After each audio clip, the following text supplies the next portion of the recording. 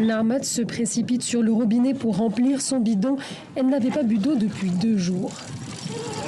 Cette mère de 4 enfants vient de fouler le sol tchadien. Elle a fait le voyage depuis Niala, la capitale du sud du Darfour. Vraiment, la guerre nous a épuisés, même si maintenant ça s'est un peu calmé. Donc on a pu avoir accès aux voitures pour nous déplacer. Là-bas, il n'y a plus à manger et on n'a personne pour nous aider. Donc on s'est dit qu'il était temps de partir. Il n'y avait pas de nourriture. On n'avait rien à manger pendant 2 ou 3 jours. On n'avait pas d'autre choix que d'aller chercher les restes et des choses immangeables pour nourrir nos enfants. En 2 ans, Adré, cette petite ville de 40 000 habitants, a dû accueillir plus de 230 000 réfugiés, principalement des Massalites, une ethnie non arabe du Darfour, cible des rebelles soudanais des forces de soutien rapide dirigées par le général Hemeti. Rada est massalite. Elle vient tout juste d'arriver. Elle aussi a dû fuir Niala.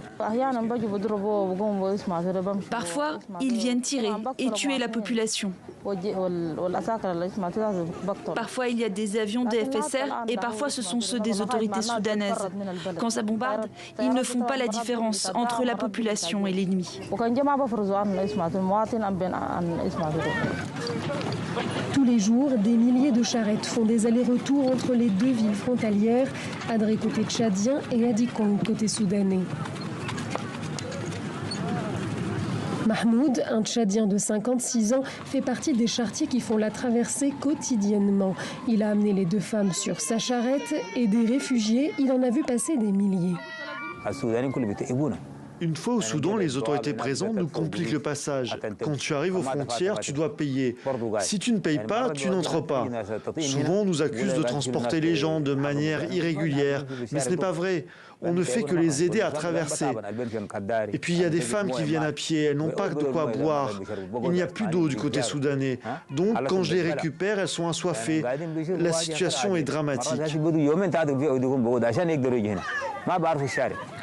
Ces derniers mois, les organismes chargés de l'accueil des réfugiés disent avoir constaté une relative accalmie des arrivées.